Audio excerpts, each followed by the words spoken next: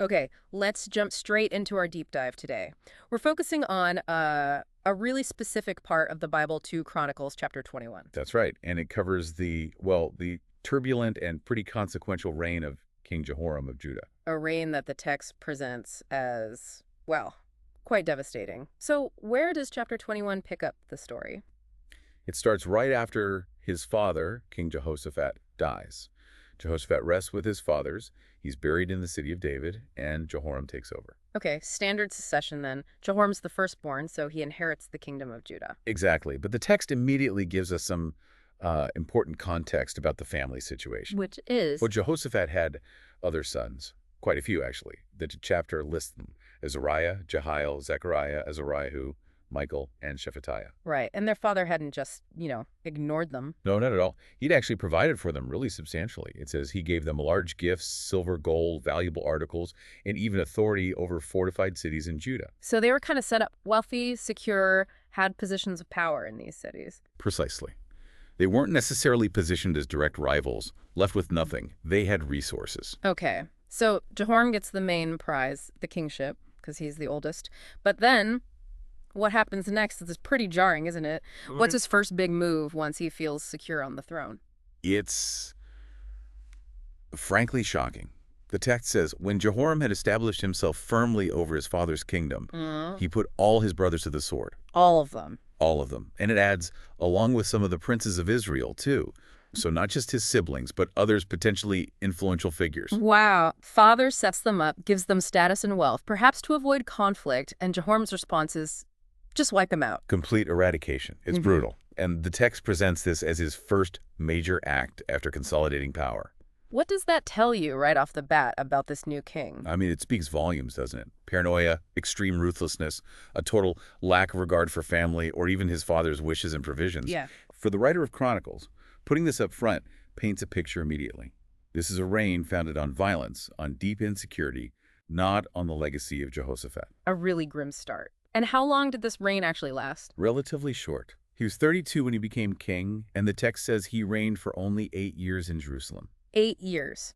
Brief, but as you said, consequential. Impactful, yeah, but in all the wrong ways, according to this account. Because beyond the fratricide, his reign is marked by a major spiritual shift, right? A departure from his father and grandfather. Absolutely. The text is very clear. It says he walked in the ways of the kings of Israel as the house of Ahab had done. And that's a huge red flag in this narrative context. The northern kingdom, Ahab, Jezebel, that's synonymous with idolatry, turning away from the Lord. Exactly. For a king of Judah, the southern kingdom, which was supposed to uphold the Davidic covenant and temple worship, to emulate Ahab, it's presented as a fundamental betrayal.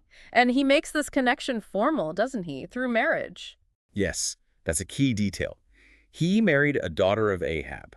This wasn't just politics. It cemented his alignment with the spiritual direction or misdirection of the north. The outcome. Stated plainly, he did evil in the eyes of the Lord. And crucially, this wasn't just a private failing. His actions directly affected the nation.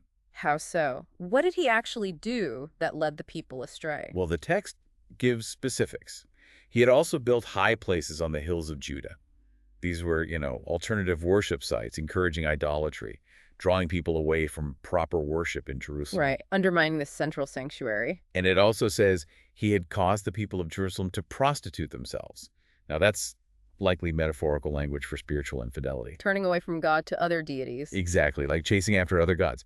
The result, the text says, is that he had led Judah astray. So he's portrayed as actively corrupting the nation's religious life. It really makes you think about how a leader's choices ripple outwards. Okay, so let's recap. He kills his brothers, rejects the path of his godly father, marries into Ahab's idolatrous family, builds pagan shrines, and leads his people into spiritual unfaithfulness. You'd almost expect the story to say, and God had enough. The line of David ends here, but that's not what happens. No, it's not. And this is where the power of the divine covenant comes into play. The text explicitly states, nevertheless, because of the covenant the Lord had made with David, the Lord was not willing to destroy the house of David. Ah, the promise to David. Yes, the promise to maintain a lamp for him and his descendants forever. It creates this tension. Jehoram's actions absolutely warrant destruction, but God's faithfulness to that prior promise to David prevents the complete obliteration of the royal line itself. So the dynasty survives, but Jehoram personally and his kingdom under his rule, they don't exactly get off scot-free, do they? Not at all. The consequences start rolling in pretty quickly. Rebellions, for instance. The text says, in the time of Jehoram, Edom rebelled against Judah and set up its own king. And Edom had been under Judah's thumb for a long time, right? Yeah, pretty much since King David's era. Losing Edom was a significant blow strategically, economically. It showed weakness. Did Jehoram try to stop it? He did. He went out with his officers and chariots, but it seems it didn't go well. The Edomites actually surrounded him. Surrounded him. Yeah. The text says he and his commanders had to break through the Edomite lines by night. That sounds more like a narrow escape than a decisive victory. Definitely not a show of strength. And the result? The result was permanent loss. To this day, the text says, written sometime later, of course, Edom has been in rebellion against Judah. So Judah lost control of Edom for good under Jehoram, a direct consequence. And wasn't there another rebellion mentioned? Yes. The city of Libnah also revolted around the same time. Any reason given for that one? Actually, yes, and it's very significant. The text explicitly states Libnah revolted because Jehoram had forsaken the Lord, the God of his fathers. Wow. So the writer draws a direct line. The king abandons God, and part of his kingdom abandons him. Exactly. It links the political instability directly to the king's spiritual state. His forsaking the Lord is presented as the reason for the rebellion. It's striking how consistently the narrative makes those connections. And then, amidst this chaos, Jehoram receives something really unusual. Extremely unusual. A letter from Elijah the prophet. Elijah. But wasn't his main focus the northern kingdom, dealing with Ahab and Jezebel? Mostly, yes. Which makes this letter to the king of Judah even more significant. It suggests Jehoram's actions were so egregious, so similar to Ahab's, that they warranted this extraordinary intervention from Elijah, acting as God's mouthpiece. What did the letter say? It must have been pretty powerful. Oh, it's blistering. It speaks with the full authority of the Lord, the God of your father David. It starts by drawing a sharp contrast.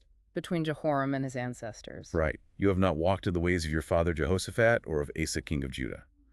Then it nails down his actual path, walking in the ways of Israel's kings, leading Judah astray like Ahab. Does it mention the brothers again? It absolutely does. It brings that initial act right back up. You have also murdered your own brothers, members of your father's house. And then this incredibly cutting phrase, men who were better than you. Whew. A divine assessment of character right there. Definitely. And then the letter pivots from accusation to judgment. What's coming next? Okay, what does Elijah prophesy? Well, first, a wider judgment. Speaking for the Lord, the letter says, "So now the Lord is about to strike your people, your sons, your wives, and everything that is yours with a heavy blow." So a comprehensive disaster affecting his whole sphere. His people, his family, his possessions, everything. Everything. But then it gets incredibly specific and personal about Jehoram himself. This is the part about the illness, isn't it? It's quite graphic. Very graphic. It prophesies, you yourself will be very ill with the lingering disease of the bowels until the disease causes your bowels to come out. It's a detailed, gruesome prediction of a specific, agonizing physical affliction. A truly horrific prophecy. So the letter lays all this out. How soon does the narrative show these things happening? It seems pretty immediate, according to the text. It says, "The Lord aroused against Jehoram the hostility of the Philistines and of the Arabs who lived near the Cushites." So external enemies this time, stirred up by God himself, the text implies. That's how it's framed, yes. And their attack was devastating. What did they do? They attacked Judah, invaded it, and carried off all the goods found in the king's palace. So the royal treasury, plundered, any wealth Jehoram had, gone. Fulfilling the everything that is yours part of the prophecy. Exactly. But it hit his family too, just as the letter warned. They carried off his sons and wives. Oh, wow. All of them. Almost all. The text makes a point of saying not a son was left to him except Ahaziah, the youngest.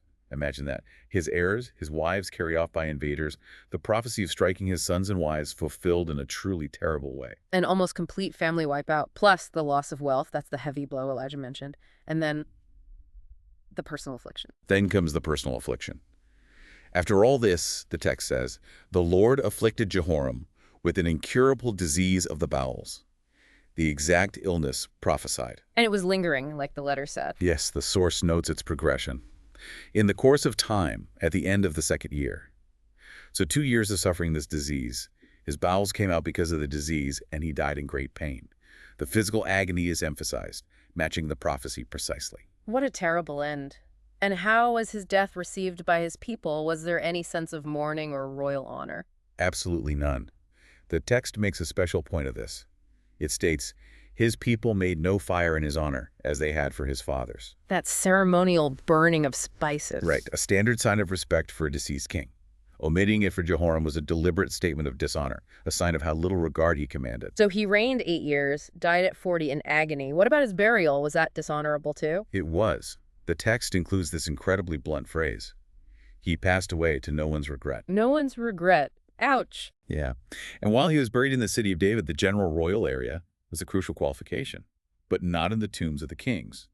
He was denied burial in the official royal sepulchres. Excluded even in death. A final mark of disgrace. A final narrative judgment on his entire reign and character. Looking back at the whole chapter then, 2 Chronicles 21 really hammers home a cause and effect story, doesn't it? It seems to draw these incredibly direct lines. It's one of the clearest examples in Chronicles, maybe in the whole Bible, of this tight linkage. His specific actions, killing his brothers, following Ahab, idolatry, forsaking God, are explicitly connected step by step to the consequences. The rebellions, the invasion, losing his family, losing his wealth, the specific gruesome illness, the painful death, and the utter lack of honor at the end. It's laid out like, you did this, so this happened. Exactly. It's presented as divine judgment flowing directly from his choices and character. And it also maintains that contrast we talked about, Jehoram's utter failure versus the survival of the Davidic line because of the covenant. Right. It shows God's faithfulness to that larger promise, even while the individual king who violates the covenant principles suffers the full devastating consequences of his own actions, consequences that also impacted his family and kingdom terribly during his lifetime. So, chapter 21 gives us this really stark, somber picture of Jehoram's reign. It's all about betrayal, spiritual corruption, judgment, and ultimately a legacy of nothing but dishonor. Yeah, the chronicler uses Jehoram as a powerful negative example. Mhm. It underscores the idea that for a leader, fidelity to God and righteous character are paramount. Straying from that path, the text warns, leads to disaster, personal, familial, and national. The chapter draws that line so clearly. Jehoram's character and choices led directly to immense suffering and disgrace, even while the bigger promise to David held firm. It really makes you pause. Yeah. What does this narrative's intense focus on the connection between a leader's core values, their allegiance, their character, and the very specific, often painful consequences for them and everyone around them? What does that make you consider about how we think about leadership, or maybe even just our own choices today?